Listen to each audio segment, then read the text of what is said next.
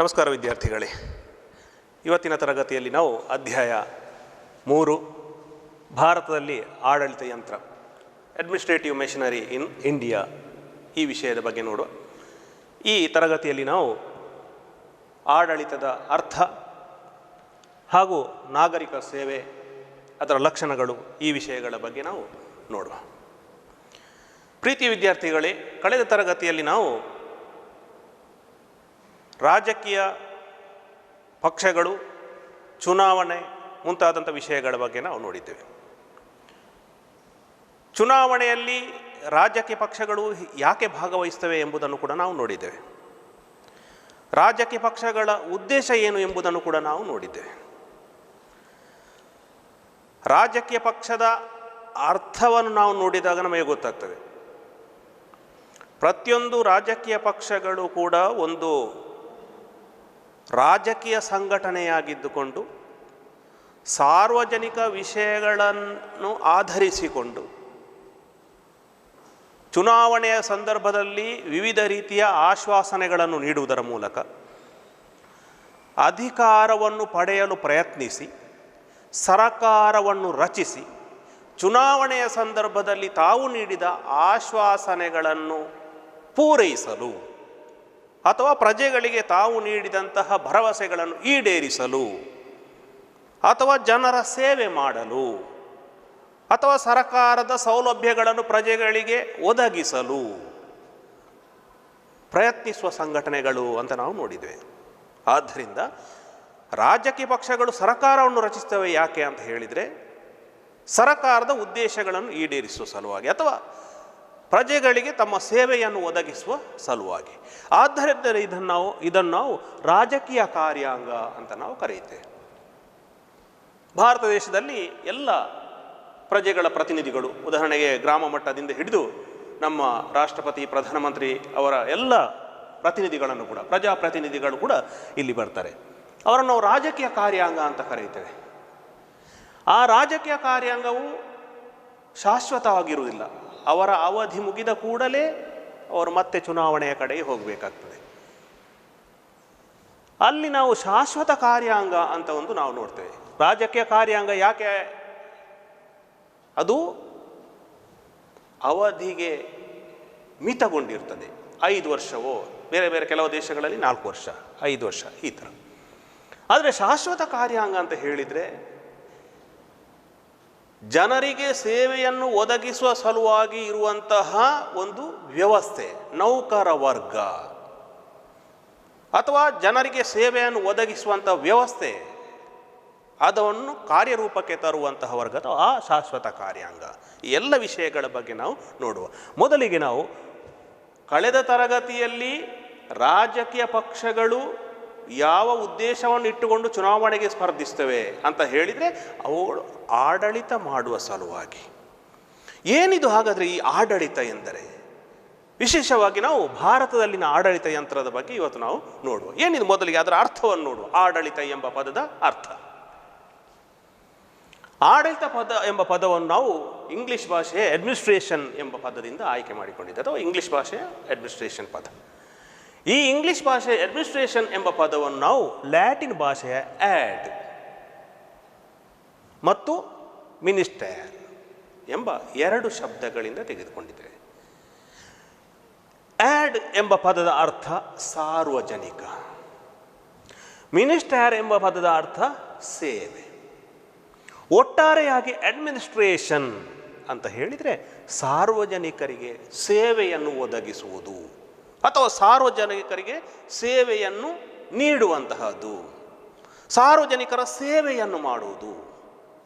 ಅಂದರೆ ಸರಕಾರದ ವತಿಯಿಂದ ಏನೆಲ್ಲ ಸೌಲಭ್ಯಗಳಿವೆಯೋ ಆ ಎಲ್ಲ ಸೌಲಭ್ಯಗಳನ್ನು ಪ್ರಜೆಗಳಿಗೆ ಒದಗಿಸುವಂತಹ ವ್ಯವಸ್ಥೆ ಆಡಳಿತ. ಹಾಗಾಗಿ ಆಡಳಿತ ಎಂದರೆ ಏನು ಅಂತ ಕೇಳಿದರೆ, ಸರಕಾರದ ಸೇವೆಗಳನ್ನು ಜನರಿಗೆ ಒದಗಿಸುವಂತಹ ಪ್ರಕ್ರಿಯೆಯನ್ನೇ, ಸರಕಾರದ ಸೇವೆಗಳನ್ನು ಜನರಿಗೆ ಅಥವಾ ಸಾರ್ವಜನಿಕರಿಗೆ ಅಥವಾ ಪ್ರಜೆಗಳಿಗೆ ಒದಗಿಸುವಂತಹ ಪ್ರಕ್ರಿಯೆಯನ್ನೇ ನಾವು ಆಡಳಿತ ಎಂದು ನಾವು ಕರೆಯುತ್ತೇವೆ. ಹಾಗಾದರೆ ಎಲ್ಲಿಂದ ಇದು ಪ್ರಾರಂಭವಾಯಿತು, ಭಾರತ ದೇಶದಲ್ಲಿ ಎಲ್ಲಿಂದ ಪ್ರಾರಂಭವಾಯಿತು ಅಂತ ಹೇಳಿದರೆ ನಾವು ಪ್ರಾಚೀನ ಕಾಲಕ್ಕೆ ಹೋಗಬೇಕಾಗ್ತದೆ. ಭಾರತದ ಪ್ರಾಚೀನ ನಾಗರಿಕತೆ ಯಾವ ರೀತಿಯಾಗಿ ಬೆಳೆಯುತ್ತಾ ಬಂತು, ಅದರ ಒಟ್ಟೊಟ್ಟಿಗೆ ಈ ಆಡಳಿತ ವ್ಯವಸ್ಥೆಯು ಕೂಡ ಬೆಳೆಯುತ್ತಾ ಬಂತು. ಭಾರತ ಆಡಳಿತ ವ್ಯವಸ್ಥೆಯ ಒಂದು ವಿಶಿಷ್ಟ ಅಂತ ಎಂದರೆ ಗ್ರಾಮ ಆಡಳಿತಕ್ಕೆ ಹೆಚ್ಚು ಪ್ರಾಶಸ್ತ್ಯವನ್ನು ಕೊಡಲಾಗಿದೆ. ಗ್ರಾಮ ಆಡಳಿತದಿಂದಲೇ ಭಾರತದ ಈ ಆಡಳಿತ ವ್ಯವಸ್ಥೆಯು ನಡೆಯುತ್ತಾ ಬಂದಿರುವುದನ್ನು ನಾವು ನೋಡ್ತಾ ಇದ್ದೇವೆ.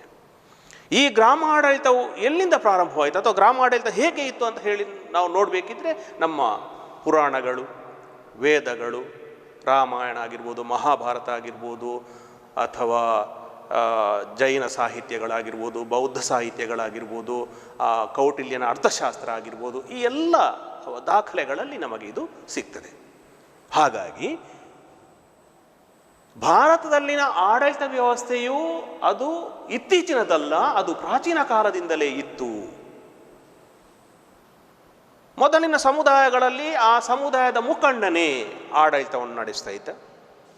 ಯಾವಾಗ ರಾಜಪ್ರಭುತ್ವ ಎಲ್ಲ ಬಂತೋ ಆ ರಾಜಪ್ರಭುತ್ವ ಬಂದಾಗ ರಾಜನೇ ಪ್ರಜೆಗಳಿಗೆ ಆ ಸೇವೆಯನ್ನು ಒದಗಿಸ್ತಾ ಇದ್ದ. ಆದರೆ ಕಾಲ ಬದಲಾದ ಹಾಗೆ ಸಮಕಾಲೀನ ಪ್ರಪಂಚದಲ್ಲಿ ಅಥವಾ ಆಧುನಿಕ ಪ್ರಪಂಚದಲ್ಲಿ ಯಾವ ರೀತಿಯಾಗಿ ಕೆಲವು ಬದಲಾವಣೆಗಳಾದವು, ಆ ಬದಲಾವಣೆಗೆ ತಕ್ಕ ಹಾಗೆ ಭಾರತದಲ್ಲಿ ಕೂಡ ಈ ಆಡಳಿತ ವ್ಯವಸ್ಥೆಯು ಬದಲಾಗುತ್ತಾ ಬಂತು. ಅದು ಕೈಗಾರಿಕಾ ಕ್ರಾಂತಿ ಆಗಿರ್ಬೋದು, ರಾಷ್ಟ್ರ ರಾಜ್ಯದ ಪರಿಕಲ್ಪನೆಯ ವ್ಯವಸ್ಥೆ ಆಗಿರ್ಬೋದು, ತಂತ್ರಜ್ಞಾನದ ಪ್ರಗತಿ ಆಗಿರ್ಬೋದು, ಈ ಎಲ್ಲ ಆ ಕಾರಣಗಳಿಂದಾಗಿ ಭಾರತದಲ್ಲಿ ಕೂಡ ಆಡಳಿತ ವ್ಯವಸ್ಥೆಯು ಬದಲಾಗುತ್ತಾ ಬಂತು. ಮುಖ್ಯವಾಗಿ ಪ್ರಪಂಚದಲ್ಲಿ ರಾಷ್ಟ್ರ ರಾಜ್ಯ ಪರಿಕಲ್ಪನೆ, ರಾಷ್ಟ್ರ ಮತ್ತು ರಾಜ್ಯ. ರಾಷ್ಟ್ರ ಅಂದರೆ ನೆನಪಿಟ್ಟುಕೊಳ್ಳಿ ಮಕ್ಕಳೇ, ನಾವೆಲ್ಲರೂ ಒಂದೇ ಎಂಬ ಭಾವನೆಯಿಂದ ಒಟ್ಟುಗೂಡಿರುವ ಜನರ ಸಮೂಹವೇ ರಾಷ್ಟ್ರ. ರಾಜ್ಯ ಅಂದರೆ ಕಳೆದ ವರ್ಷ ನೀವು ನೋಡಿದಿರಿ ಪ್ರಥಮ PUCಯಲ್ಲಿ, ಒಂದು ನಿರ್ದಿಷ್ಟವಾದ ಭೂಪ್ರದೇಶದಲ್ಲಿ ರಾಜಕೀಯವಾಗಿ ಸುಸಂಘಟಿತವಾಗಿರುವಂಥ ಜನರ ಸಮೂಹ. ಇದನ್ನು ಒಟ್ಟುಗೂಡಿಸಿದರೆ ರಾಷ್ಟ್ರ ರಾಜ್ಯ. ಒಂದು ನಿರ್ದಿಷ್ಟವಾದ ಭೂಪ್ರದೇಶದಲ್ಲಿ ನಾವೆಲ್ಲರೂ ಒಂದೇ ಎಂಬ ಭಾವನೆಯನ್ನು ಹೊಂದಿಕೊಂಡು ಜೀವನ ಮಾಡುತ್ತಿರುವಂಥ ಜನರ ಸಮೂಹ. ಯಾವಾಗ ಈ ಪರಿಕಲ್ಪನೆ ಹುಟ್ಟಿಕೊಂಡಿತೋ ಆಗ ಜನರಿಗೆ ಸೇವೆಯನ್ನು ಒದಗಿಸುವಂತಹ ವ್ಯವಸ್ಥೆ ಅಥವಾ ಆಡಳಿತ ವ್ಯವಸ್ಥೆಯು ಹೆಚ್ಚು ಪ್ರಚಲಿತಕ್ಕೆ ಬಂತು. ಇದರ ಜೊತೆಗೆ ಪೊಲೀಸ್ ರಾಜ್ಯದ ಪರಿಕಲ್ಪನೆ. ಪೊಲೀಸ್ ರಾಜ್ಯ ಎಂದರೇನು? ಕೆಲವು ರಾಜ್ಯಗಳು ಕೇವಲ ಪ್ರಜೆಗಳಿಗೆ ಭದ್ರತೆ ಅಥವಾ ಅವರ ಆಸ್ತಿಗಾಗಿರ್ಬೋದು, ಜೀವನಕ್ಕಾಗಿರ್ಬೋದು ಭದ್ರತೆಯನ್ನು ಒದಗಿಸುವ ಕೆಲಸವನ್ನು ಮಾತ್ರ ಮಾಡುವಂತಹ ರಾಜ್ಯಗಳು. ಇದನ್ನು ನಾವು ಪೊಲೀಸ್ ರಾಜ್ಯಗಳಂತ ಕರೀತೇವೆ. ಅಲ್ಲಿ ಆಡಳಿತಕ್ಕೆ ಅಷ್ಟೊಂದು ಮಹತ್ವ ಇರಲಿಲ್ಲ.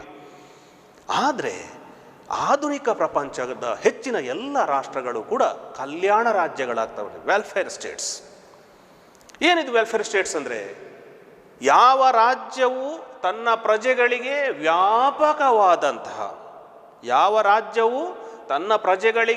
ವ್ಯಾಪಕವಾದಂತಹ ಆರ್ಥಿಕ ಮತ್ತು ಸಾಮಾಜಿಕ ಸೌಲಭ್ಯಗಳು ಅಥವಾ ಸೇವೆಯನ್ನು ಒದಗಿಸ್ತದೆಯೋ ಅದನ್ನೇ ನಾವು ಕಲ್ಯಾಣ ರಾಜ್ಯ ಅಂತ ನಾವು ಕರೀತೇವೆ. ಹಾಗಾಗಿ ಇವತ್ತು ಪ್ರಪಂಚದ ಹೆಚ್ಚಿನ ಎಲ್ಲ ರಾಷ್ಟ್ರಗಳು ಕೂಡ, ಅದು ಆರೋಗ್ಯ ಸೇವೆ ಆಗಿರ್ಬೋದು, ಶಿಕ್ಷಣ ಸೇವೆ ಆಗಿರ್ಬೋದು, ಅಥವಾ ಒಬ್ಬ ವ್ಯಕ್ತಿಯ ಸರ್ವಾಂಗೀಣ ಬೆಳವಣಿಗೆಗೆ ಬೇಕಾದಂಥ ಎಲ್ಲ ಸೌಲಭ್ಯಗಳನ್ನು, ನಿಮಗೆ ಗೊತ್ತಿದೆ ಆ ಕಲ್ಯಾಣ ರಾಜ್ಯದ ಪರಿಕಲ್ಪನೆ ನಿಂತಿರುವುದೇ ಊಮ್ ಟು ಟೂಮ್ ಪಾಲಿಸಿ ಅಂತ ಹೇಳಿ. ಗರ್ಭದಿಂದ ಗೋರಿಯವರೆಗೆ ಎಲ್ಲ ಕೆಲಸಗಳನ್ನು ಕೂಡ ಸರ್ಕಾರವೇ ಮಾಡ್ತದೆ. ಹಾಗಾಗಿ ಇವತ್ತಿನ ದಿನಗಳಲ್ಲಿ ನಮ್ಮ ದೇಶದಲ್ಲಿಯೂ ಕೂಡ ಒಂದು ಕಲ್ಯಾಣ ರಾಜ್ಯವಾಗಿದ್ದುಕೊಂಡು ಪ್ರಜೆಗಳಿಗೆ ವ್ಯಾಪಕವಾದಂತಹ ಸರಕಾರದ ಸೇವೆಗಳನ್ನು ಒದಗಿಸುವಂಥ ವ್ಯವಸ್ಥೆ ನಮ್ಮಲ್ಲಿದೆ. ಇದನ್ನೇ ಭಾರತದ ಆಡಳಿತ ವ್ಯವಸ್ಥೆ ಅಂತ ನಾವು ಕರೆಯುತ್ತೇವೆ. ಹಾಗಾಗಿ ಈ ಆಡಳಿತ ವ್ಯವಸ್ಥೆಯ ಬಗ್ಗೆ ನಾವು ಯಾರು ಮಾಡ್ತಾರೆ ಇದನ್ನೆಲ್ಲ, ಪ್ರಜೆಗಳಿಗೆ ಯಾರು ಈ ಸೇವೆಯನ್ನು ಒದಗಿಸ್ತಾರೆ, ಹೇಗೆಲ್ಲ ಇದೆ, ಇದನ್ನೆಲ್ಲವನ್ನು ಕೂಡ ನಾವು ಮುಂದೆ ನಾವು ನೋಡುವ. ನಾಗರಿಕ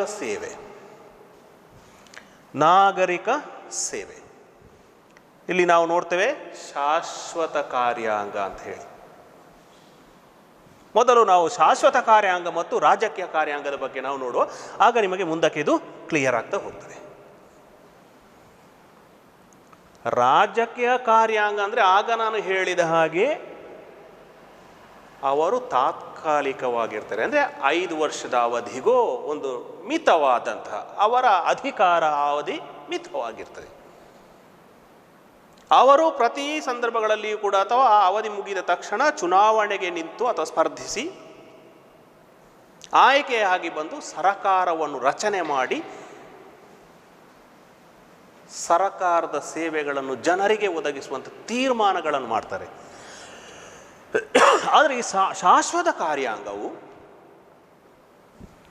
ರಾಜಕೀಯ ಕಾರ್ಯಾಂಗದ ಕೆಳಗಡೆ ರಾಜಕೀಯ ಕಾರ್ಯಾಂಗದ ಸಲಹೆ ಸೂಚನೆಗಳಿಗೆ ಅನುಗುಣವಾಗಿ ತನ್ನ ಕೆಲಸ ಕಾರ್ಯವನ್ನು ನಿರ್ವಹಿಸ್ತಾ ಹೋಗ್ತದೆ. ಇವರ ಅಧಿಕಾರಾವಧಿ 5 ವರ್ಷವೋ ಅಥವಾ ನಿರ್ದಿಷ್ಟವಾದಂತಹ ಮಿತಿಗೊಳಪಟ್ಟಂತಹ ಅವಧಿ. ಆದರೆ ಇವರು ಶಾಶ್ವತವಾಗಿರ್ತಾರೆ. ಯಾವ ಸರ್ಕಾರ ಬಂದರೂ ಯಾವ ಸರ್ಕಾರ ಹೋದರೂ ಅವರು ಶಾಶ್ವತವಾಗಿ ಕಾರ್ಯವನ್ನು ನಿರ್ವಹಿಸ್ತಾ ಇರ್ತಾರೆ. ಇದನ್ನು ನಾವು ಶಾಶ್ವತ ಕಾರ್ಯಾಂಗ ಎಂದು ನಾವು ಕರೆಯುತ್ತೇವೆ. ನಾಗರಿಕ ಸೇವಾ ವರ್ಗದಲ್ಲಿ ನಾಗರಿಕ ಸೇವಾ ವರ್ಗವನ್ನು ನಾವು ಶಾಶ್ವತ ಕಾರ್ಯಾಂಗ ಎಂದು ಕೂಡ ನಾವು ಕರೆಯುತ್ತೇವೆ. ಅದರ ಬಗ್ಗೆ ನಾವು ಮುಂದಕ್ಕೆ ಸ್ವಲ್ಪ ನೋಡುವ.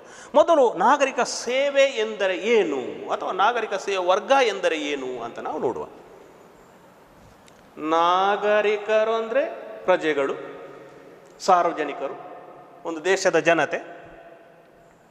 ಸೇವೆ ಅವರ ಸೇವೆಯನ್ನು ಮಾಡಲು, ನಾಗರಿಕರ ಸೇವೆಯನ್ನು ಮಾಡಲು ಇರುವಂತಹ ಒಂದು ವ್ಯವಸ್ಥೆಯನ್ನೇ ನಾವು ನಾಗರಿಕ ಸೇವಾ ವರ್ಗ ಅಥವಾ ನಾಗರಿಕ ಸೇವೆ ಎಂದು ನಾವು ಕರೆಯುತ್ತೇವೆ. ನಾಗರಿಕ ಸೇವೆ ಎಂಬ ಪದವನ್ನು ಯಾಕೆ ಇಟ್ಟಿದ್ದಾರೆ ಅಂತ ಹೇಳಿದರೆ,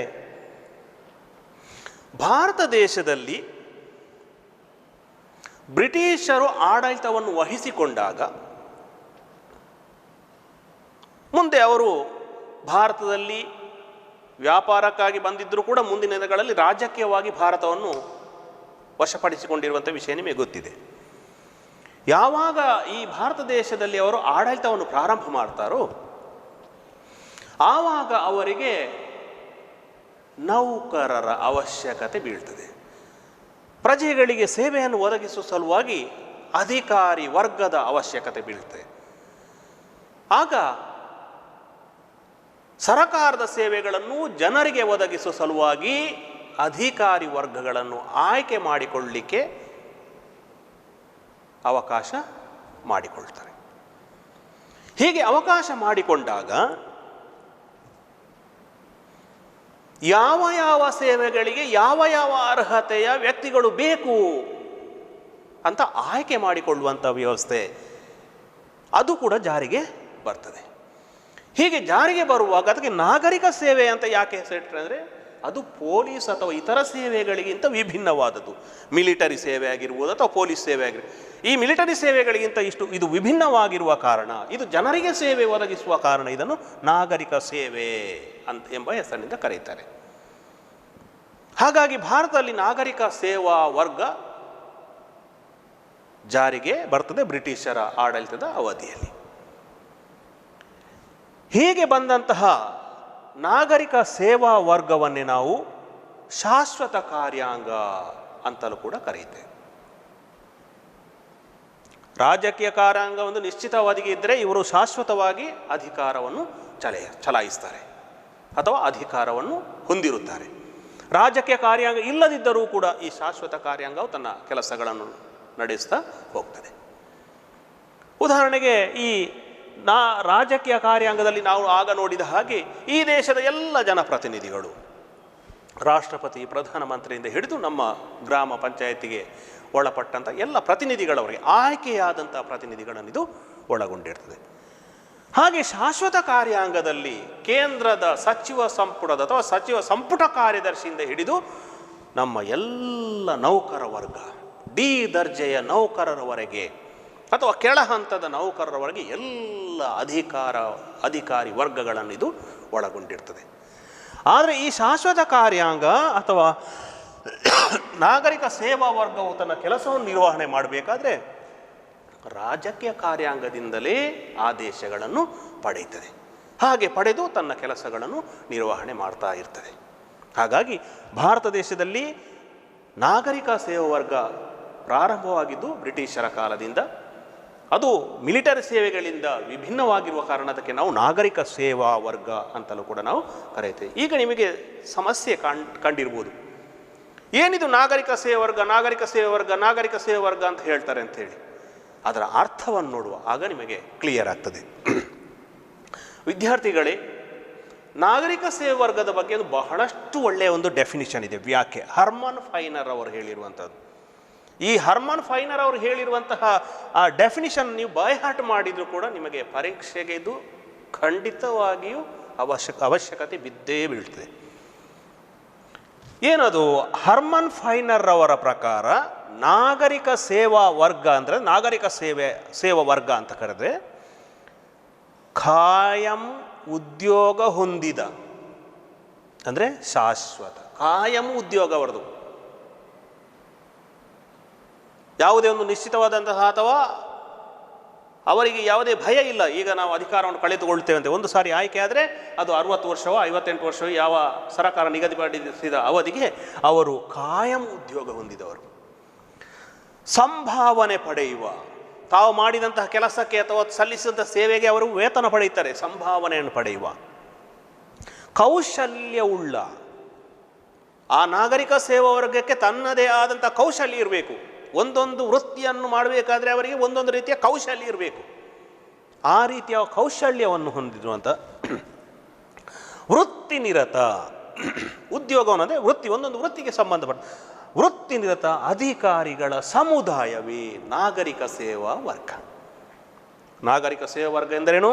ಹರ್ಮನ್ ಫೈನರ್ ಅವರ ಪ್ರಕಾರ ಕಾಯಂ ಉದ್ಯೋಗ ಹೊಂದಿದ, ಸಂಭಾವನೆ ಪಡೆಯುವ, ಕೌಶಲ್ಯವುಳ್ಳ ವೃತ್ತಿನಿರತ ಅಧಿಕಾರಿಗಳ ಸಮುದಾಯವೇ ನಾಗರಿಕ ಸೇವಾ ವರ್ಗ. ಹಾಗಾಗಿ ಇವರು ಒಂದು ಸಾರಿ ಆಯ್ಕೆಯಾದಲ್ಲಿ ತಮ್ಮ ಅರ್ಹತೆಯ ಆಧಾರದ ಮೇಲೆ ಅಧಿಕಾರವನ್ನು ಪಡೆದುಕೊಳ್ತಾರೆ. ಬೇರೆ ಬೇರೆ ಆಯ್ಕೆಯ ಸಮಿತಿಗಳು ಇರ್ತವೆ, ಸರ್ಕಾರದ ವತಿಯಿಂದಲೇ ಸ್ಥಾಪನೆಗೊಂಡಿರೋದು, ಮುಂದಕ್ಕೆ ಅದನ್ನು ನಾವು ನೋಡುವ. ಹೀಗೆ ಈ ಆಯ್ಕೆ ಸಮಿತಿಗಳು ಅಥವಾ ಆಯ್ಕೆ ಆಯೋಗಗಳಿಂದ ಆಯ್ಕೆಯಾದಂತಹ ಅಧಿಕಾರಿ ವರ್ಗಗಳು ಸರಕಾರದ ಸೇವೆಗಳನ್ನು, ಅಂದರೆ ರಾಜಕೀಯ ಕಾರ್ಯಾಂಗದ ಸಲಹೆಗಳನ್ನು ಪಡೆದುಕೊಂಡು ರಾಜಕೀಯ ಕಾರ್ಯಾಂಗ ಮಾಡಿರುವಂತಹ ನಿರ್ಧಾರಗಳನ್ನು ಜಾರಿಗೆ ತರುವಂತಹ ವ್ಯವಸ್ಥೆಯೇ ನಮ್ಮ ಶಾಶ್ವತ ಕಾರ್ಯಾಂಗ ಅಥವಾ ನಾಗರಿಕ ಸೇವಾ ವರ್ಗ. ಈ ನಾಗರಿಕ ಸೇವಾ ವರ್ಗವು ನಮ್ಮ ದೇಶದಲ್ಲಿ ಆಗ ನಾನು ಹೇಳಿದಾಗೆ ಸಂಪುಟ ಕಾರ್ಯದರ್ಶಿಯಿಂದ ಹಿಡಿದು ನಮ್ಮ ಕೆಳದರ್ಜೆಯ ನೌಕರರವರೆಗೆ ಎಲ್ಲ ಅಧಿಕಾರಿ ವರ್ಗಗಳನ್ನು ಹೊಂದಿರ್ತದೆ. ಈ ಅಧಿಕಾರಿ ವರ್ಗವೇ ನಮ್ಮ ದೇಶದ ಎಲ್ಲ ಸರಕಾರದ ಸೇವೆಗಳನ್ನು ಜನರಿಗೆ ಒದಗಿಸುವಂಥ ಕೆಲಸವನ್ನು ಕೂಡ ಮಾಡ್ತದೆ. ಹಾಗಾಗಿ ನಾಗರಿಕ ಸೇವಾ ವರ್ಗ ಎಂದರೇನು? ಸರಕಾರದ ಸೇವೆಗಳನ್ನು ಪ್ರಜೆಗಳಿಗೆ ಅಥವಾ ಜನರಿಗೆ ಅಥವಾ ಸಾರ್ವಜನಿಕರಿಗೆ ಒದಗಿಸಲು ಇರುವಂತಹ ಅಧಿಕಾರಿ ವರ್ಗಗಳನ್ನೇ ಅಥವಾ ನೌಕರ ವರ್ಗವನ್ನೇ ನಾವು ನಾಗರಿಕ ಸೇವಾ ವರ್ಗ ಎಂದು ನಾವು ಕರೆಯುತ್ತೇವೆ. ಏನಿದು ಹಾಗಾದರೆ ನಾಗರಿಕ ಸೇವಾ ವರ್ಗ? ಅದರ ಲಕ್ಷಣಗಳ ಬಗ್ಗೆ ನಾವು ನೋಡುವ, ಆಗ ನಿಮಗೆ ಕ್ಲಿಯರ್ ಆಗಿ ಗೊತ್ತಾಗ್ತದೆ. ಲಕ್ಷಣಗಳು, ನಾಗರಿಕ ಸೇವಾ ವರ್ಗದ ಲಕ್ಷಣಗಳಲ್ಲಿ ಒಂದನೆಯ ಲಕ್ಷಣವೇ ವೃತ್ತಿನಿರತ ವರ್ಗ. ನಾಗರಿಕ ಸೇವೆಯೂ ಅಥವಾ ನಾಗರಿಕ ಸೇವಾ ವರ್ಗವು ವೃತ್ತಿನಿರತ ವರ್ಗ. ಪ್ರತಿಯೊಬ್ಬ ಅಧಿಕಾರಿಯೂ ಒಂದೊಂದು ವೃತ್ತಿಯಲ್ಲಿ ನಿರತರಾಗಿರುತ್ತಾರೆ. ಉದಾಹರಣೆಗೆ ಶಿಕ್ಷಕರು, ಅವರ ವೃತ್ತಿ ಶಿಕ್ಷಕ ವೃತ್ತಿ, ಅದರಲ್ಲಿ ಅವರು ನಿರತರು. ಪೊಲೀಸ್ ಅಧಿಕಾರಿಗಳು, ಅವರ ಕೆಲಸ ಭದ್ರತೆಯನ್ನು ಒದಗಿಸುವುದಾಗಿರ್ಬೋದು, ಆ ಕೆಲಸದಲ್ಲಿ ಅವರು ಪರಿಣತರು. ಅವರಲ್ಲಿ ಪಾಠ ಮಾಡಿ ಅಂತ ಹೇಳಿದರೆ ಅವರಿಗೆ ಪಾಠ ಮಾಡಲಿಕ್ಕೆ ಆಗಲ್ಲ, ಅಥವಾ ಆ ವೃತ್ತಿಯಲ್ಲಿ ಪಳಗಿದಷ್ಟು ಇನ್ನೊಂದು ವೃತ್ತಿಯಲ್ಲಿ ಅವರು ನಿರತರು ಆಗಿರುವುದು ಇಲ್ಲ. ಹಾಗಾಗಿ ಬೇರೆ ಬೇರೆ ಪರೀಕ್ಷೆಗಳನ್ನು ಮಾಡುವುದರ ಮೂಲಕ ಅಥವಾ ಅವರಲ್ಲಿರುವಂತಹ ಉದ್ಯೋಗಕ್ಕೆ ಬೇಕಾಗಿರುವಂತಹ ಅಂಶಗಳನ್ನು ಕಂಡುಹಿಡಿದು ಅವರನ್ನು ಆ ವೃತ್ತಿಗೆ ನಿಗದಿಗೊಳಿಸಲಾಗ್ತದೆ, ಆಯ್ಕೆ ಮಾಡಲಾಗ್ತದೆ. ಹಾಗಾಗಿ ನಾಗರಿಕ ಸೇವಾ ವರ್ಗದಲ್ಲಿ ಮೊದಲ ಲಕ್ಷಣವೇ ವೃತ್ತಿನಿರತ ವರ್ಗ. ವಿದ್ಯಾರ್ಥಿಗಳೇ ಇಲ್ಲಿ ನೋಡಿಕೊಳ್ಳಿ, 1 ಅಂಕದ ಮಾರ್ಕ್ ಇಲ್ಲಿಯೇ ಸಿಗ್ತದೆ ನಿಮಗೆ. ಈ ವ್ಯಾಖ್ಯೆಯನ್ನು ಅಥವಾ ಡೆಫಿನಿಷನ್ ನೋಡಿದ್ರೇ ಅಲ್ಲಿ ಒಂದು ಪಾಯಿಂಟ್ ಇದೆ. ವೃತ್ತಿನಿರತ ವರ್ಗ, ನಾಗರಿಕ ಸೇವಾ ವರ್ಗ ವೃತ್ತಿನಿರತ ವರ್ಗ ಆಗಿರುತ್ತದೆ. ಎರಡನೆಯ ಲಕ್ಷಣವೇ ಅಧಿಕಾರ ಶ್ರೇಣಿ ಪದ್ಧತಿ. ನಾಗರಿಕ ಸೇವಾ ವರ್ಗವು ಒಂದು ನಿಯಮದ ಮೇಲೆ ನಿಂತಿರ್ತದೆ. ಯಾವ ನಿಯಮ ಅಂತ ಕೇಳಿದರೆ ಆ ಶ್ರೇಣಿ ಪದ್ಧತಿಯ ನಿಯಮ. ಇಲ್ಲಿ ನೋಡಿದರೆ ನಿಮಗೆ ಗೊತ್ತಾಗ್ತದೆ, ಒಂದು ಶ್ರೇಣಿಯ ನಿಯಮದ ಮೇಲೆ ಅಧಿಕಾರಿ ವರ್ಗಗಳು ಅಥವಾ ನಾಗರಿಕ ಸೇವಾ ವರ್ಗವು ಕೆಲಸವನ್ನು ನಿರ್ವಹಿಸ್ತದೆ. ಕೆಳ ಹಂತದ ಅಧಿಕಾರಿಗಳು ಅಥವಾ ನೌಕರರು ಮೇಲ್ ಹಂತದ ಅಥವಾ ಮೇಲ್ಮಟ್ಟದ ಅಥವಾ ಉನ್ನತ ಅಧಿಕಾರಿಗಳಿಂದ ಸಲಹೆಗಳನ್ನು ಅಥವಾ ಮಾರ್ಗದರ್ಶನವನ್ನು ಪಡೆಯುತ್ತಾರೆ ಮತ್ತು ಮೇಲಾಧಿಕಾರಿಗಳಿಗೆ ಅವರು ಜವಾಬ್ದಾರರಾಗಿರ್ತಾರೆ. ಉದಾಹರಣೆಗೆ ಇಲ್ಲಿ ನಾವು ನೋಡಿದ್ದೇವೆ, ಕೆಳ ಹಂತದಲ್ಲಿ ಡಿ ದರ್ಜೆಯ ನೌಕರರಿದ್ದರೆ ಅದಕ್ಕಿಂತ ಮೇಲೆ ಸಿ ವರ್ಗದ ನೌಕರರು, ಅದಕ್ಕಿಂತ ಮೇಲ್ವರ್ಗದಲ್ಲಿ ಬಿ ವರ್ಗದ ನೌಕರರು, ಅದಕ್ಕಿಂತ ಭಾಗದಲ್ಲಿ ಎ ವರ್ಗದ ನೌಕರರು. ಈ ಎ ದರ್ಜೆಯ ನೌಕರರು ಸರಕಾರದ ಪ್ರಮುಖವಾದಂತಹ ಕೆಲಸ ಕಾರ್ಯಗಳನ್ನು ನಿರ್ವಹಿಸ್ತಾರೆ. ಅವರು ಕೆಳ ದರ್ಜೆಯ ನೌಕರರನ್ನು ಸೂಪರ್ವೈಸ್ ಮೇಲ್ವಿಚಾರಣೆ ಮಾಡುವುದರ ಮೂಲಕ ಅವರನ್ನು ನಿಯಂತ್ರಿಸುವ ಕೆಲಸವನ್ನು ಮಾಡ್ತಾರೆ. ಹಾಗಾಗಿ ಕೆಳ ದರ್ಜೆಯ ನೌಕರರು ಮೇಲ್ದರ್ಜೆಯ ನೌಕರರ ಮೇಲ್ವರ್ಗದ ಉನ್ನತ ಅಧಿಕಾರಿಗಳ ಮಾರ್ಗದರ್ಶನ ಅಥವಾ ಅವರ ಅಡಿಯಲ್ಲಿ ಕೆಲಸ ಮಾಡಿದರೆ, ಉನ್ನತ ಅಧಿಕಾರಿಗಳು ಕೆಳ ದರ್ಜೆಯ ನೌಕರರನ್ನು ತಮ್ಮ ನಿಯಂತ್ರಣದಲ್ಲಿಟ್ಟುಕೊಂಡು ಮೇಲ್ವಿಚಾರಣೆ ಮಾಡಿಕೊಂಡು ತನ್ನ ಎಲ್ಲ ಕೆಲಸ ಕಾರ್ಯಗಳನ್ನು ನೋಡಿಕೊಂಡಿರ್ತಾರೆ. ಹಾಗಾಗಿ ಕೆಳ ಹಂತದ ಅಧಿಕಾರಿಗಳು ಮೇಲು ಹಂತದ ಅಧಿಕಾರಿಗಳಿಗೆ ಜವಾಬ್ದಾರರಾಗಿರ್ತಾರೆ, ಮೇಲು ಹಂತದ ಅಧಿಕಾರಿಗಳು ಕೆಳ ಹಂತದ ಅಧಿಕಾರಿಗಳನ್ನು ತಮ್ಮ ಹಿಡಿತದಲ್ಲಿಟ್ಟುಕೊಂಡು ಇರ್ತಾರೆ. ಈ ಆಧಾರದ ಮೇಲೆ ಕೆಲಸವನ್ನು ನಿರ್ವಹಣೆ ಮಾಡ್ತಾ ಹೋಗ್ತಾರೆ. ಇಲ್ಲಿ ನೋಡಿರ್ಬೋದು ನೀವು, ಕೆಳ ಹಂತದ ಈ ಡಿ ದರ್ಜೆ ನೌಕರರಿಗೆ ಹೆಚ್ಚು ಕೆಲಸ ಇರ್ತದೆ, ಸಂಬಳ ಮಾತ್ರ ಸ್ವಲ್ಪ ಕಡಿಮೆ ಇರ್ತದೆ. ಸಿ ವರ್ಗದ ನೌಕರರಿಗೆ ನಾವು ನೋಡಿದರೆ ಸ್ವಲ್ಪ ಕಡಿಮೆ ಕೆಲಸ ಇರ್ತದೆ, ಸ್ವಲ್ಪ ವೇತನ ಸಂಬಳ ಜಾಸ್ತಿ ಇರ್ತದೆ. ಅದಕ್ಕಿಂತ ಮೇಲ್ವರ್ಗಕ್ಕೆ ಹೋದರೆ, ಅದು ಮೇಲ್ಹಂತಕ್ಕೆ ಹೋದರೆ ಅಲ್ಲಿ ಅಧಿಕಾರಿ ವರ್ಗಗಳಿಗೆ ಕೆಲಸ ಕಡಿಮೆ ಇರ್ತದೆ, ಸಂಬಳ ಜಾಸ್ತಿ ಇರ್ತದೆ. ಅದಕ್ಕಿಂತ ಮೇಲ್ ಹಂತಕ್ಕೆ ನಾವು ಹೋದರೆ ಎ ವರ್ಗದ ಅಧಿಕಾರಿಗಳನ್ನು ನಾವು ನೋಡ್ತೇವೆ, ಅಲ್ಲಿ ಕೆಲಸ ಕಡಿಮೆ ಇರ್ತದೆ, ವೇತನ ಜಾಸ್ತಿ ಇರ್ತದೆ. ನಿಮ್ಮ ಕಾಲೇಜಿನಲ್ಲಿ ನೀವು ನೋಡಿರ್ಬೋದು, ನಮ್ಮ ಕಾಲೇಜಿನಲ್ಲಿರುವಂಥ ಅಧಿಕಾರಿ ವರ್ಗಗಳನ್ನು ತೆಗೆದುಕೊಳ್ಳಿ. ಪ್ರಾಂಶುಪಾಲರು ಅಥವಾ ಪ್ರಾಚಾರ್ಯರು ಎ ದರ್ಜೆಯ ಅಧಿಕಾರಿ ಆಗಿರ್ತಾರೆ. ಕೆಲಸ ಕಡಿಮೆ, ಜವಾಬ್ದಾರಿ ಹೆಚ್ಚು, ಎಲ್ಲ ಮೇಲುಸ್ತುವಾರಿಯನ್ನು ಅವರು ನೋಡ್ತಾರೆ. ಎಲ್ಲ ಉಪನ್ಯಾಸಕ ವರ್ಗ ಬಿ ದರ್ಜೆಯ ನೌಕರರಾಗಿರ್ತಾರೆ. ಪ್ರಾಂಶುಪಾಲರು ಹೇಳಿದಾಗೆ ಕೆಲಸವನ್ನು ನಿರ್ವಹಣೆ ಮಾಡಬೇಕು. ಅವರ ಅಂಡರಲ್ಲಿ ನೀವು ಆಫೀಸಲ್ಲಿ ನೋಡಿರ್ಬೋದು, ನೀವು ಕಚೇರಿಯಲ್ಲಿ, ಕಾಲೇಜಿನ ಕಚೇರಿಯಲ್ಲಿ ನೀವು ಕ್ಲರ್ಕ್ಗಳನ್ನು ನೋಡಿರ್ಬೋದು, ಅಥವಾ ಸೂಪರ್ವೈಸರ್ ಅಥವಾ ಆಫೀಸ್ ಕೆಲಸಗಳನ್ನು ಮಾಡುವಂಥ ವ್ಯಕ್ತಿಗಳನ್ನು ನೋಡಿರು. ಅವರು ಸಿ ವರ್ಗದಲ್ಲಿ ಅಥವಾ ಸಿ ದರ್ಜೆಯಲ್ಲಿ ಬರುವಂತಹ ನೌಕರರು. ಡಿ ದರ್ಜೆಯಲ್ಲಿ ಯಾರು ಬರ್ತಾರೆ ಅಂತಂದರೆ ನಿಮಗೆ ಗೊತ್ತಿದೆ, ನಿಮ್ಮ ಕಾಲೇಜಿನಲ್ಲಿ ಕ್ಲೀನಿಂಗ್ ಮಾಡುವಂತಹವರು ಅಥವಾ ಬೆಲ್ ಬಾರಿಸುವವರು ಅಥವಾ ಪಿಯೋನ್ಗಳು, ಅಟೆಂಡರ್ ಮುಂತಾದವುಗಳನ್ನು ನೋಡಿರು, ಅವರು ಇಲ್ಲಿ ಬರ್ತಾರೆ. ಅಂದರೆ ಈ ಕೆಳದರ್ಜೆಯ ನೌಕರರು ಮೇಲ್ದರ್ಜೆಯ ನೌಕರರಿಂದ ಆದೇಶಗಳನ್ನು ಪಡೆದು ಕೆಲಸವನ್ನು ನಿರ್ವಹಣೆ ಮಾಡ್ತಾರೆ ಮತ್ತು ಅವರಿಗೆ ಜವಾಬ್ದಾರರಾಗಿರ್ತಾರೆ. ಆದರೆ ಮೇಲ್ದರ್ಜೆಯ ನೌಕರರು ಕೆಳದರ್ಜೆಯ ನೌಕರರನ್ನು ಮೇಲ್ವಿಚಾರಣೆ ಮಾಡುವುದರ ಮೂಲಕ ಅಲ್ಲಿ ಕೆಲಸ ಕಾರ್ಯಗಳು ವ್ಯವಸ್ಥಿತವಾಗಿ ನಡೆದುಕೊಂಡು ಹೋಗುವ ಹಾಗೆ ನೋಡಿಕೊಳ್ತಾ ಇರ್ತಾರೆ. ಹಾಗಾಗಿ ಈ ಒಂದು ಶ್ರೇಣಿ ಪದ್ಧತಿಯ ನಿಯಮದ ಮೇಲೆ ನಮ್ಮ ನಾಗರಿಕ ಸೇವಾ ವರ್ಗವು ನಿಂತಿರುವುದನ್ನು ನಾವು ನೋಡ್ತಾ ಇದ್ದೇವೆ. ಹಾಗಾಗಿ ನಾಗರಿಕ ಸೇವಾ ವರ್ಗದ ಎರಡನೇ ಲಕ್ಷಣವೇ ಅಧಿಕಾರ ಶ್ರೇಣಿ ಪದ್ಧತಿ. ಮೂರನೇ ಲಕ್ಷಣವೇ ರಾಜಕೀಯ ತಟಸ್ಥತೆ. ರಾಜಕೀಯವಾಗಿ ಅವರು ತಾಟಸ್ಥ್ಯವಾಗಿರಬೇಕು, ನ್ಯೂಟ್ರಲ್. ಅಧಿಕಾರಿ ವರ್ಗ ಅಥವಾ ನಾಗರಿಕ ಸೇವಾ ವರ್ಗವು ಯಾವುದೇ ಪಕ್ಷಕ್ಕೆ ಫೇವರ್ ಆಗಿರುವ ಹಾಗಿಲ್ಲ. ಯಾವುದೇ ಪಕ್ಷದ ಸರ್ಕಾರ ಬರಲಿ, ಅದು ಹೋಗಲಿ, ಆ ಸರ್ಕಾರ ಅಥವಾ ಆ ಪಕ್ಷದ ಸರ್ಕಾರ ಹೇಳಿದ್ರು ಇವರು ಕೇಳಿಕೊಳ್ಬೇಕು ಅಥವಾ ಕೆಲಸವನ್ನು ನಿರ್ವಹಿಸಬೇಕು. ಇನ್ನೊಂದು ಪಕ್ಷದ ಸರ್ಕಾರ ಬಂದಿದ್ರು ಕೂಡ ಇವರು ಕೆಲಸವನ್ನು ನಿರ್ವಹಿಸಬೇಕು. ಉದಾಹರಣೆಗೆ ಕರ್ನಾಟಕದಲ್ಲಿ ನೋಡಿ, ಕಾಂಗ್ರೆಸ್ ಪಕ್ಷದ ಸರ್ಕಾರ ಬರಲಿ, BJP ಪಕ್ಷದ ಸರ್ಕಾರ ಬರಲಿ, JDS ಪಕ್ಷದ ಸರ್ಕಾರ ಬರಲಿ, ಅಥವಾ ಯಾವುದೇ ಸಮ್ಮಿಶ್ರ ಸರ್ಕಾರ ಬರಲಿ, ಅಧಿಕಾರಿಗಳು ಯಾವುದೇ ಪಕ್ಷದ ಬಗ್ಗೆ ತಮ್ಮ ಒಲವನ್ನು ಹೊಂದಿರದೆ ತಮ್ಮ ಸೇವೆಯನ್ನು ಬದ್ಧತೆಯಿಂದ ನಿರ್ವಹಣೆ ಮಾಡಬೇಕಾಗ್ತದೆ. ಯಾವುದೇ ಪಕ್ಷದ ಬಗ್ಗೆ ಇವರು ಒಲ ಹೊಂದುವ ಹಾಗಿಲ್ಲ, ಪಕ್ಷದ ಪರವಾಗಿ ಕೆಲಸ ಮಾಡುವ ಹಾಗಿಲ್ಲ. ಆದರೆ ತಟಸ್ಥವಾಗಿದ್ದುಕೊಂಡು ಸರಕಾರದ ಸೇವೆಯನ್ನು ನಿರ್ವಹಣೆ ಮಾಡುವುದೇ ಇವರ ಮುಖ್ಯ ಕೆಲಸ ಆಗಿರ್ತದೆ. ಯಾವುದೇ ಪಕ್ಷಕ್ಕೆ ಇವರು ಒಲವನ್ನು ತೋರಿಸುವ ಹಾಗೆ ಇಲ್ಲ. ನಾಲ್ಕನೆಯದು ಬಹಳಷ್ಟು ಪ್ರಾಮುಖ್ಯವಾಗಿರುವಂಥ ಅನಾಮಧೇಯತೆ, ಅನಾಮಕತ್ವ ಅಂತ ಕರೀತಾರೆ, ಅನಾನಿಮಿಟಿ ಅಂತ. ಹೆಸರಿಲ್ಲದ ಹಾಗೆ ಇವರು ಕೆಲಸ ಮಾಡುವಂಥ ಅಧಿಕಾರಿ ವರ್ಗ. ಏನು ಹೆಸರಿಲ್ಲದ ಹಾಗೆ? ನಾಗರಿಕ ಸೇವಾ ವರ್ಗದ ಅಧಿಕಾರಿಗಳು ಎಲೆಮರೆಯ ಕಾಯಿಯ ಹಾಗೆ ಕೆಲಸವನ್ನು ನಿರ್ವಹಿಸ್ತಾರೆ. ಹೇಗೆ ಅಂತ ನೀವು ಕೇಳ್ಬೋದು. ಯಾವುದೇ ಅಧಿಕಾರಿಯು ಹೆಸರಿಗಾಗಿ ಇಲ್ಲಿ ಕೆಲಸ ಮಾಡುವಾಗಿಲ್ಲ. ಅವನಿಗೆ ಆ ಸರಕಾರದ ಯಾವ ಕೆಲಸವನ್ನು ವಹಿಸಿಕೊಟ್ಟಿದ್ದಾರೋ ಅದನ್ನು ನಿರ್ವಹಣೆ ಮಾಡುವುದೊಂದೇ ಅವನ ಕೆಲಸ.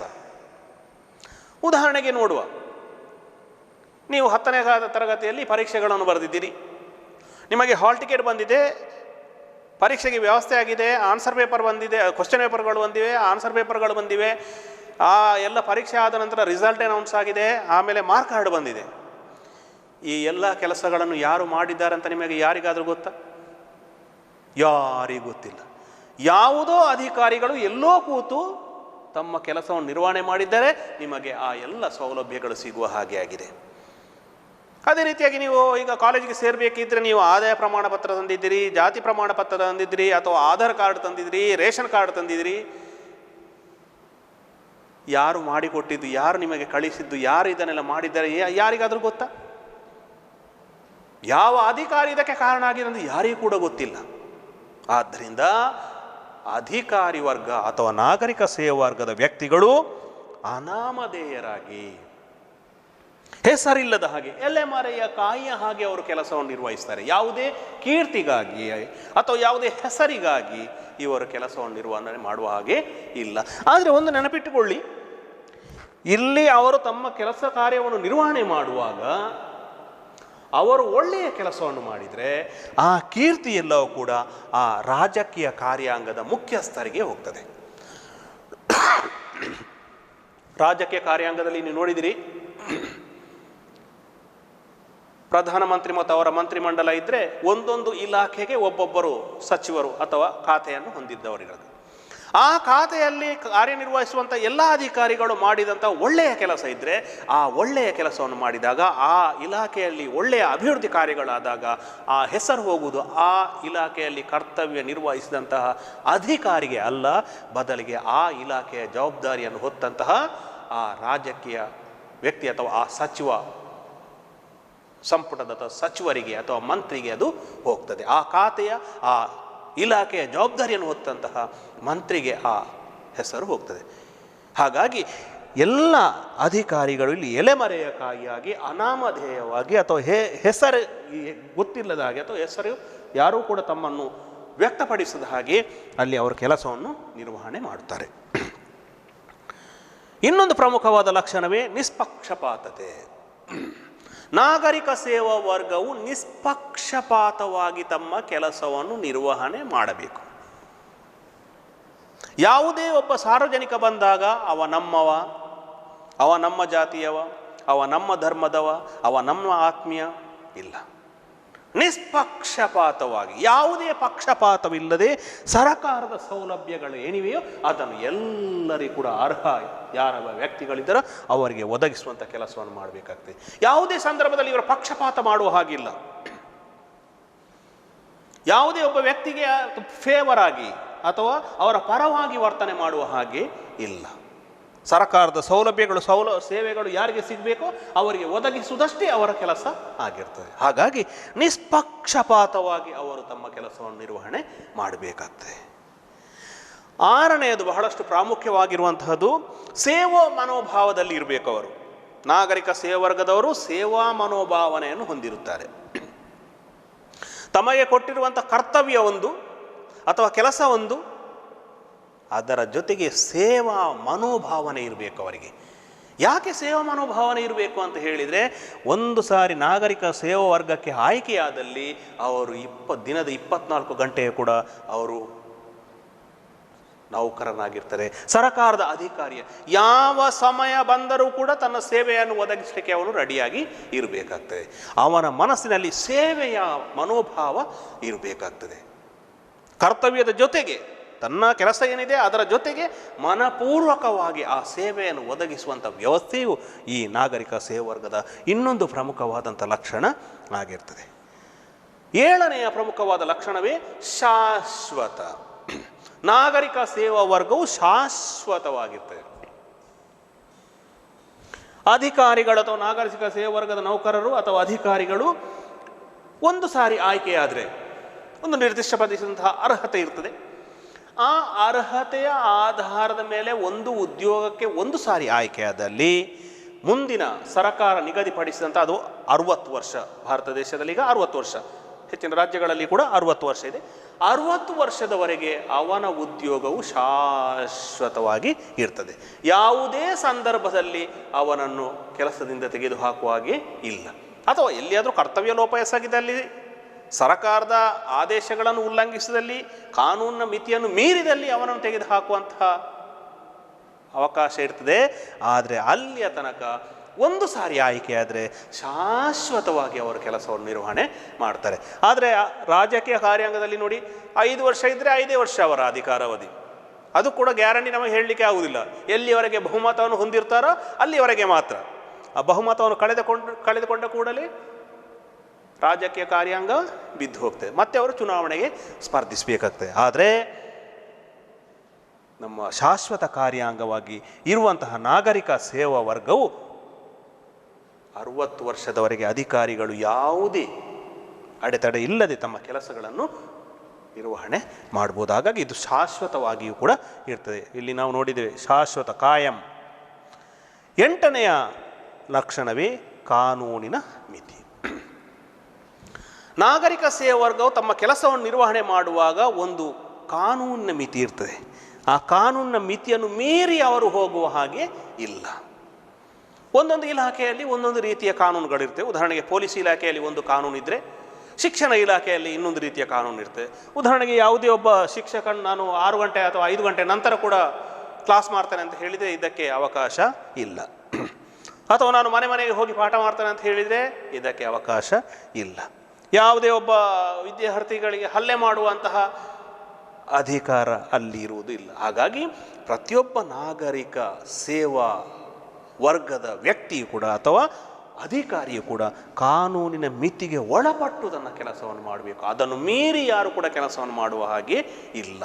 ಅಥವಾ ಉದಾಹರಣೆಗೆ ನಾವು ನೋಡಿದ್ದೇವೆ, ಒಬ್ಬ ವ್ಯಕ್ತಿ ಪಕ್ಷಪಾತವಾಗಿದೆ, ನಮ್ಮ ಸಂಬಂಧಿಕ ಅಂತ ಹೇಳಿ ಅವನಿಗೆ ಬೇಕಾದಂಥ ಎಲ್ಲ ಸೌಲಭ್ಯಗಳನ್ನು ಕೊಡುವ ಹಾಗಿಲ್ಲ, ಕಾನೂನಿನ ಮಿತಿಯನ್ನು ಮೀರಿ ಅವನು ಹೋಗುವ ಹಾಗಿಲ್ಲ.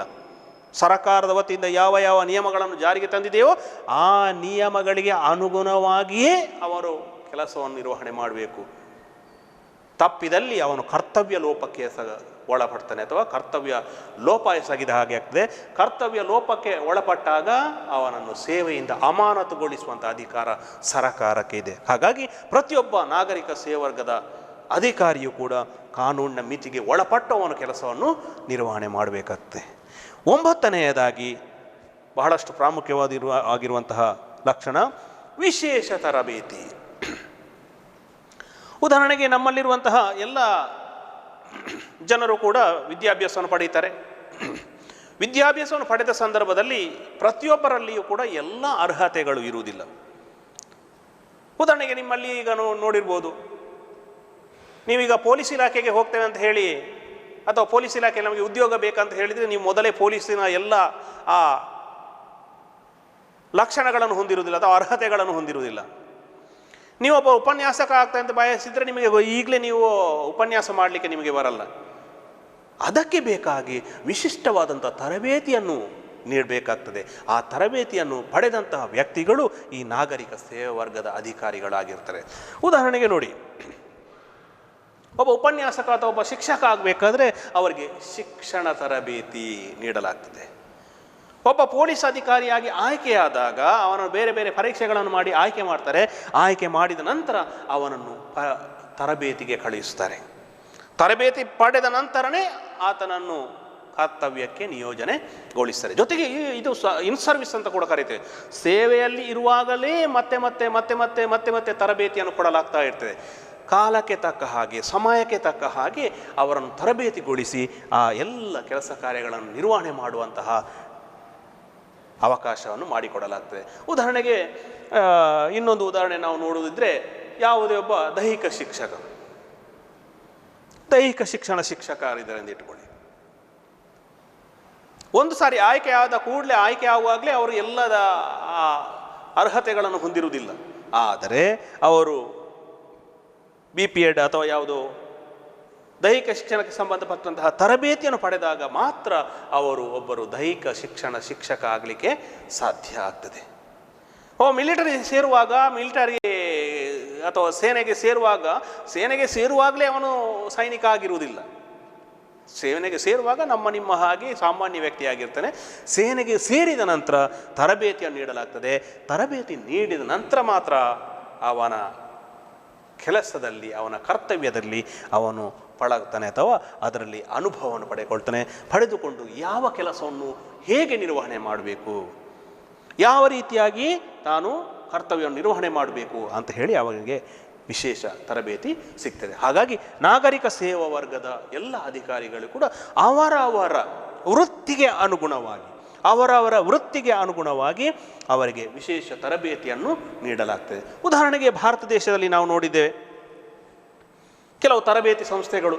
ಉದಾಹರಣೆಗೆ IAS ಅಥವಾ ಭಾರತೀಯ ಆಡಳಿತ ಸೇವೆಗೆ ಸಂಬಂಧಪಟ್ಟ ಹಾಗೆ ಮಸ್ಸೂರಿಯಲ್ಲಿ ಲಾಲ್ ಬಹದ್ದೂರ್ ಶಾಸ್ತ್ರಿ ಅಕಾಡೆಮಿ ಎಂಬುದು ಸ್ಥಾಪನೆಗೊಂಡಿದೆ. ಅಖಿಲ ಭಾರತ ಸೇವೆಯ IAS ಭಾರತೀಯ ಆಡಳಿತ ಸೇವಾ ಅಧಿಕಾರಿಗಳ ತರಬೇತಿ ನೀಡುವಂತಹ ಒಂದು ಸಂಸ್ಥೆ ಮಸ್ಸೂರಿಯಲ್ಲಿ ಇದೆ. ಹಾಗೆ IPS ಅಖಿಲ ಭಾರತ ಸೇವೆಯಾದಂತಹ ಇಂಡಿಯನ್ ಪೊಲೀಸ್ ಸರ್ವಿಸ್, ಭಾರತೀಯ ಪೊಲೀಸು ಸೇವೆ, ಇದರಲ್ಲಿ ಆಯ್ಕೆಯಾದಂತಹ ಅಧಿಕಾರಿಗಳಿಗೆ ಅಥವಾ ವ್ಯಕ್ತಿಗಳಿಗೆ ತರಬೇತಿಯನ್ನು ಕೊಡುವುದಕ್ಕಾಗಿ ಸರ್ದಾರ್ ವಲ್ಲಭಭಾಯಿ ಪಟೇಲ್ ಪೊಲೀಸ್ ಅಕಾಡೆಮಿ ಹೈದರಾಬಾದ್ ಇಲ್ಲಿ ಇದೆ.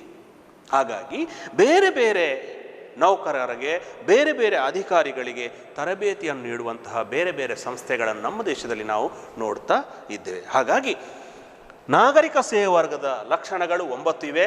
ಬಹಳಷ್ಟು ಪ್ರಾಮುಖ್ಯವಾಗಿರುವಂಥದ್ದು: 1 ವೃತ್ತಿನಿರತ ವರ್ಗ, 2 ಅಧಿಕಾರ ಶ್ರೇಣಿ ಪದ್ಧತಿ, 3 ರಾಜಕೀಯ ತಟಸ್ಥತೆ, 4 ಅನಾಮಧೇಯತೆ, 5 ನಿಷ್ಪಕ್ಷಪಾತತೆ, 6 ಸೇವಾ ಮನೋಭಾವ, 7 ಶಾಶ್ವತವಾಗಿರ್ತದೆ, 8 ಕಾನೂನಿನ ಮಿತಿಗೆ ಒಳಪಟ್ಟಿರ್ತಾರೆ, 9 ವಿಶೇಷ ತರಬೇತಿಯನ್ನು ಹೊಂದಿರ್ತಾರೆ. ವಿದ್ಯಾರ್ಥಿಗಳೇ, ಈಗ ನಾವು ಮಾಡಿರುವಂತಹ ಈ ಪಾಠದಲ್ಲಿ ಪರೀಕ್ಷಾ ದೃಷ್ಟಿಯಿಂದ ಯಾವ ವಿಷಯಗಳು ಪ್ರಾಮುಖ್ಯ ಎಂಬುದನ್ನು ನಾವು ನೋಡುವ. 1 ಮಾರ್ಕಿಗೆ ಒಂದು ಪ್ರಶ್ನೆಯನ್ನು ಕೇಳಬಹುದು. ಆಡಳಿತ ಪದದ ಮೂಲ ಪದ ಯಾವುದು ಅಥವಾ ಪದಗಳು ಯಾವುವು?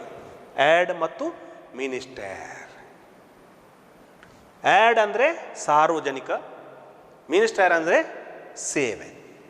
ಹಾಗಾಗಿ ಆಡಳಿತ ಎಂದರೆ ಏನು ಅಂತ ಕೂಡ ಕೇಳ್ಬೋದು. ಆಡಳಿತ ಎಂದರೆ ಸರಕಾರದ ಸೇವೆಗಳನ್ನು ಜನರಿಗೆ ಒದಗಿಸುವಂಥ ಪ್ರಕ್ರಿಯೆಯನ್ನೇ ನಾವು ಆಡಳಿತ ಎಂದು ನಾವು ಕರೆಯುತ್ತೇವೆ. 2 ಮಾರ್ಕಿಗೆ ಕೂಡ ಕೇಳ್ಬೋದು ಈ ಪ್ರಶ್ನೆಯನ್ನು. ಇನ್ನೊಂದು ಪ್ರಮುಖವಾದಂಥ ಪ್ರಶ್ನೆ ಕೇಳ್ಬೋದು, ನಾಗರಿಕ ಸೇವಾ ವರ್ಗ ಎಂದರೇನು? ಆಗ ನೀವು ನೆನಪಿಟ್ಟುಕೊಳ್ಳಿ, ಕಾಯಂ ಹರ್ಮನ್ ಫೈನ್ ರವರ ಪ್ರಕಾರ ಕಾಯಂ ಉದ್ಯೋಗ ಹೊಂದಿದ, ಸಂಭಾವನೆ ಪಡೆಯುವ, ಕೌಶಲ್ಯವುಳ್ಳ ವೃತ್ತಿನಿರತ ಅಧಿಕಾರಿಗಳ ಸಮುದಾಯವೇ, ವರ್ಗವೇ ನಾಗರಿಕ ಸೇವಾ ವರ್ಗ. ಅಥವಾ ಸರಕಾರದ ಸೇವೆಗಳನ್ನು ಜನರಿಗೆ ಒದಗಿಸಲು ಇರುವಂತಹ ಅಧಿಕಾರಿ ವರ್ಗವನ್ನೇ ನಾವು ನಾಗರಿಕ ಸೇವಾ ವರ್ಗ ಎಂದು ನಾವು ಕರೆಯುತ್ತೇವೆ. 2 ಮಾರ್ಕಿನ ಪ್ರಶ್ನೆಯನ್ನು ಇಲ್ಲಿ ಕೇಳ್ಬೋದು. ಇನ್ನು 5 ಮಾರ್ಕಿಗೆ ಹೆಚ್ಚಿನ ಸಂದರ್ಭಗಳಲ್ಲಿ ಕೇಳುವಂಥ ಪ್ರಶ್ನೆ ಇದು. ಹೆಚ್ಚಿನ ಸಂದರ್ಭಗಳಲ್ಲಿ, ಹಲವು ಸಂದರ್ಭಗಳಲ್ಲಿ ಕೇಳುವಂಥ ಪ್ರಶ್ನೆ ಇದು. ನಾಗರಿಕ ಸೇವಾ ವರ್ಗದ ಲಕ್ಷಣಗಳನ್ನು ವಿವರಿಸಿ. 5 ಮಾರ್ಕಿಗೆ. ಇಲ್ಲಿ ನೆನಪಿಟ್ಟುಕೊಳ್ಳಿ, ಈ ಡೆಫಿನಿಷನ್ ನೆನಪಿಟ್ಟುಕೊಂಡ್ರೆ ಕೆಲವು ಪಾಯಿಂಟ್ಗಳು ನಿಮಗೆ ಇಲ್ಲಿ ಸಿಗ್ತವೆ. ಹಾಗಾದರೆ ನಾಗರಿಕ ಸೇವಾ ವರ್ಗದ ಲಕ್ಷಣಗಳು ಯಾವುವು ಅಂತ ಕೇಳಿದರೆ ಯಾವುದು ಬರೀಬೇಕು ನೀವು? ವೃತ್ತಿನಿರತ ವರ್ಗ, ಅಧಿಕಾರ ಶ್ರೇಣಿ ಪದ್ಧತಿ, ರಾಜಕೀಯ ತಟಸ್ಥತೆ, ಅನಾಮಧೇಯತೆ, ನಿಷ್ಪಕ್ಷಪಾತತೆ, ಸೇವಾ ಮನೋಭಾವ, ಶಾಶ್ವತ, ಕಾನೂನಿನ ಮಿತಿ, ವಿಶೇಷ ತರಬೇತಿ. 5 ಮಾರ್ಕಿನ ಪ್ರಶ್ನೆಗಳನ್ನು ತುಂಬ ಹೆಚ್ಚಿನ ಎಲ್ಲ ಪ್ರಶ್ನೆ ಪತ್ರಿಕೆಗಳಲ್ಲಿ ನಾವು ಕೇಳಿದ್ದನ್ನು ನಾವು ನೋಡಿದ್ದೇವೆ. ಇನ್ನು ಈ ಲಕ್ಷಣಗಳಲ್ಲಿ ಒಂದು ಅಥವಾ ಎರಡು ಮಾರ್ಕಿಗೆ ಹಲವು ಬಾರಿ ಕೇಳಿದಂಥ ಕೆಲವು ಪ್ರಶ್ನೆಗಳಿವೆ. ಅಧಿಕಾರ ಶ್ರೇಣಿ ಪದ್ಧತಿ ಎಂದರೆ ಏನು? 2 ಮಾರ್ಕಿಗೆ ಕೇಳಿದ ಪ್ರಶ್ನೆ. ಅಧಿಕಾರ ಶ್ರೇಣಿ ಪದ್ಧತಿ ಎಂದರೆ ಏನು? ನಾಗರಿಕ ಸೇವಾ ವರ್ಗದಲ್ಲಿ ಅಥವಾ ನಾಗರಿಕ ಸೇವಾ ಅಧಿಕಾರಿ ವೃಂದದಲ್ಲಿ